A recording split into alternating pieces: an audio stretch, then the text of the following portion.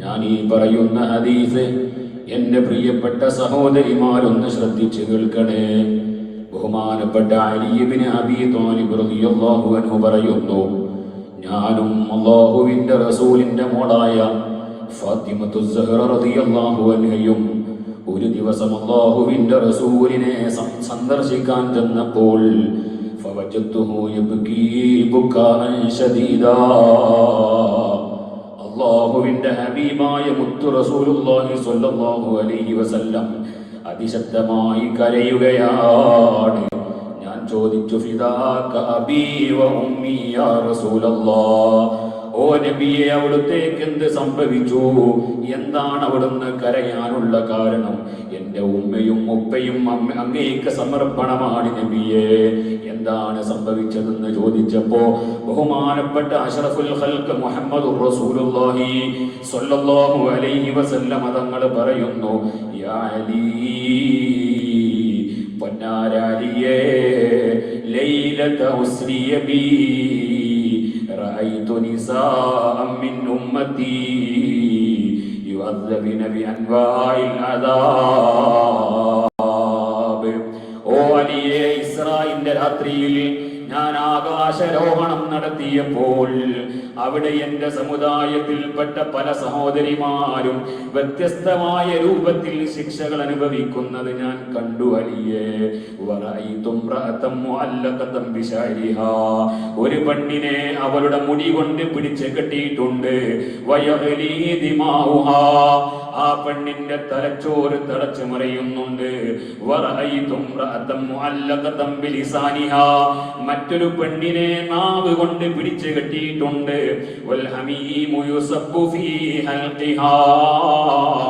അവരുടെ അണ്ണാക്കിലേക്ക് ഹമീം എന്ന് പറയുന്ന നരകവാസികളുടെ ചീഞ്ചലം ഒഴിക്കപ്പെടുന്നുണ്ട് അലിയെ. ഒരു പെണ്ണിനെ അവരുടെ മാറിടം കൊണ്ട് പിടിച്ചു കെട്ടിയിട്ടുണ്ട്.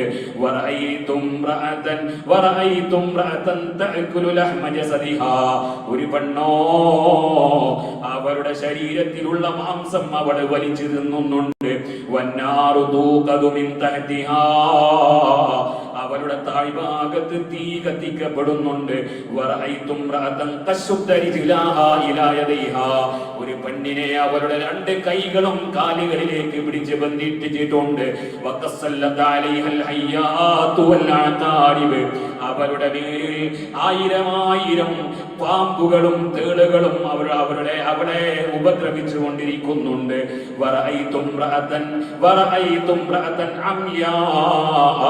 ഒരു പെണ്ണ് അന്ധയായി പോയിട്ടുണ്ട്.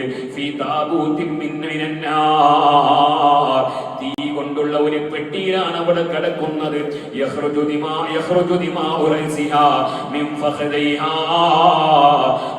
അവളുടെ തുടയുടെ ഭാഗത്തിലൂടെ, തുടക്കുറ്റിയിലൂടെ അവളുടെ തലച്ചോറിങ്ങനെ ഉരുകി ഒലിക്കുന്നുണ്ട്.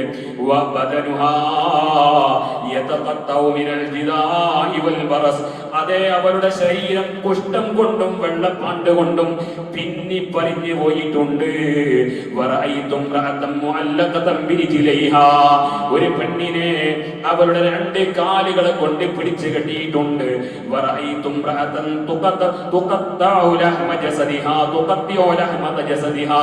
ഒരു പെണ്ണോ അവളുടെ ശരീരത്തിലുള്ള മാംസം അവൾ തന്നെ മുറിച്ചെടുക്കുന്നുണ്ട്.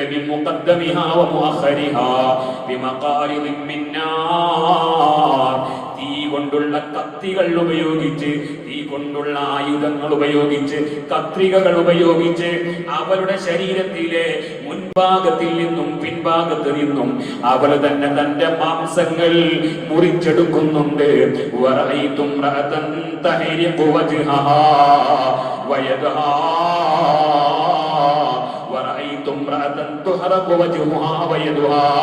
ഒരു പെണ്ണിന്റെ മുഖവും കൈയും പൂർണ്ണമായും കത്തിയമരുന്നുണ്ട്. ആ പെണ്ണാണെങ്കിലോ അവളുടെ ഉടൽമാലകൾ പുറത്തേക്ക് വലിച്ചെടുത്ത് ആ പെണ്ണ് ഭക്ഷിച്ചു കൊണ്ടിരിക്കുന്നു.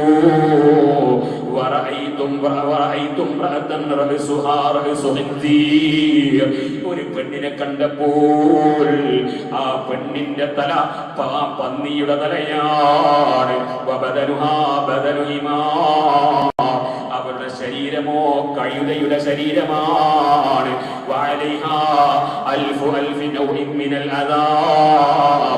ആയിരക്കണക്കിന് അദാബുകൾ ആ പെണ്ണ് അനുഭവിച്ചു കൊണ്ടിരിക്കുന്നുണ്ട്.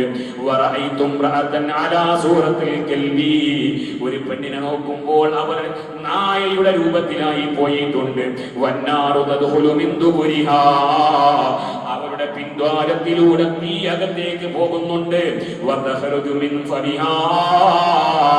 പിൻഭാഗത്തിലൂടെ അവരുടെ ഉള്ളിലേക്ക് പോയ തീ അവരുടെ വായയിലൂടെ പുറത്തേക്ക് വരുന്നുണ്ട്.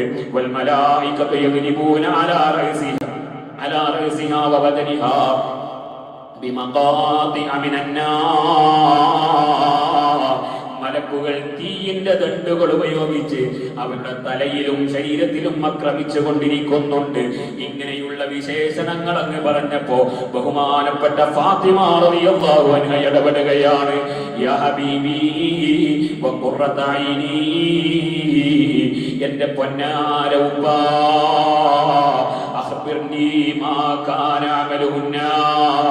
എന്തായിരുന്നു ഈ പെണ്ണുങ്ങളുടെ പരിപാടി? എന്തായിരുന്നു ഈ സ്ത്രീകളുടെ ഏർപ്പാട്? ഇത്ര കഠിനമായ ശിക്ഷ അവരുടെ മേൽ അല്ലാഹു അടിച്ചേൽപ്പിക്കാൻ മാത്രം എന്ത് മോശത്തരമാണ് ഇവർ ചെയ്തത് നബിയേ?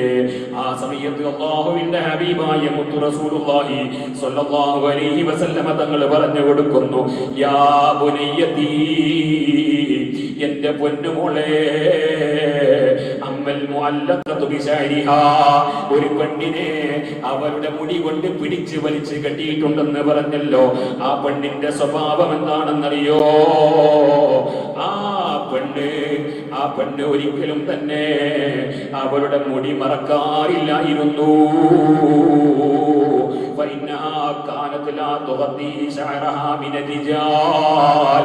അന്യപുരുഷന്മാരുടെ മുമ്പിലേക്ക് ഇറങ്ങുമ്പോ അവരുടെ തലമുടി മറക്കണമെന്ന് തോന്നാത്ത പെണ്ണാണ്. ആ പെണ്ണിനെ പൂർണ്ണമായും അവരുടെ ശരീരം അവരുടെ മുടി കൊണ്ട് തന്നെ വരിഞ്ഞ് മുറുക്കി കെട്ടിയിരിക്കുന്നു.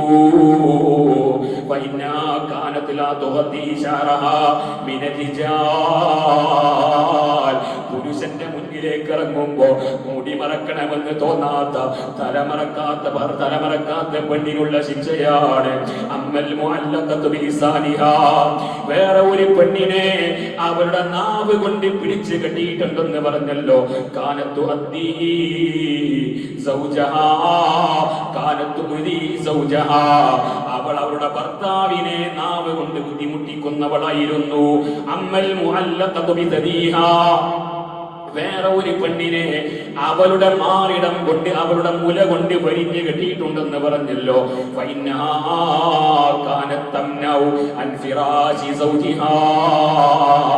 ഭർത്താവ് തന്റെ ലൈംഗികമായ ആവശ്യത്തിന് വേണ്ടി വിളിച്ചപ്പോ അതിന് സമ്മതം നൽകാതെ മാറി നിന്നവളാണ്.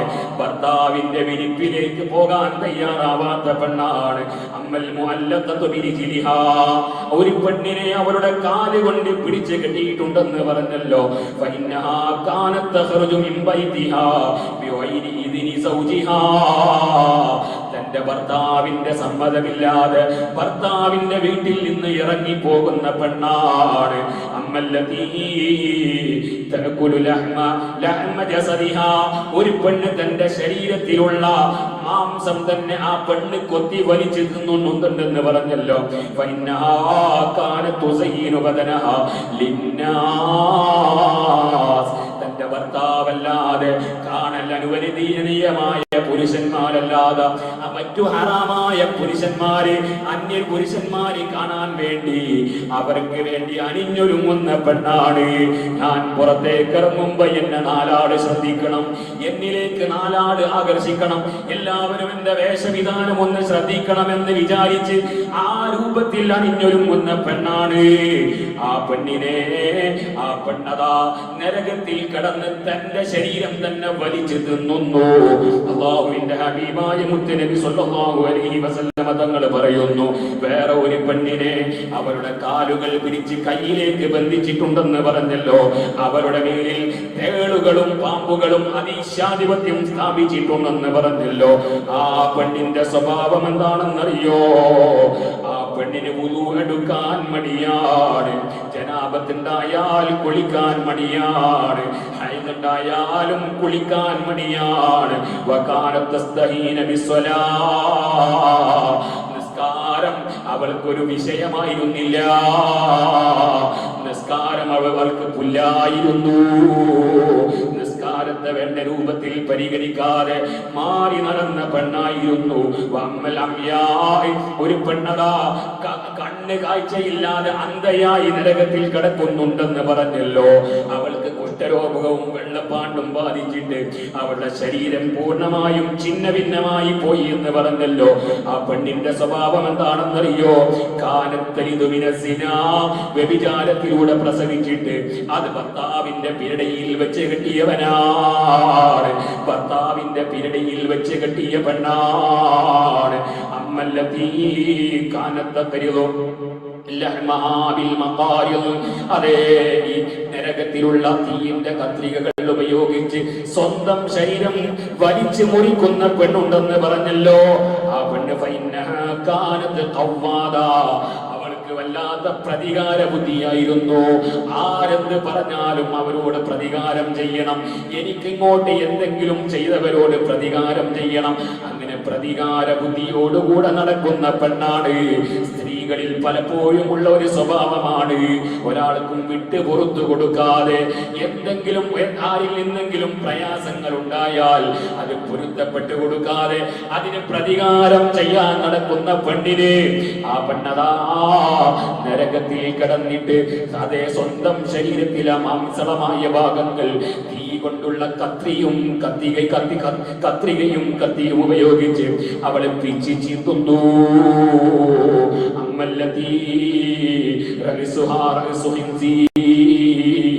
ഒരു പെണ്ണിന്റെ ശരീരം, അവരുടെ തല അത് പന്നിയുടെ തലയാണ്, അവരുടെ ശരീരം കഴുതയുടെ ശരീരമാണെന്ന് പറഞ്ഞല്ലോ. ആ പെണ്ണിന്റെ സ്വഭാവം എന്താണെന്നറിയോ?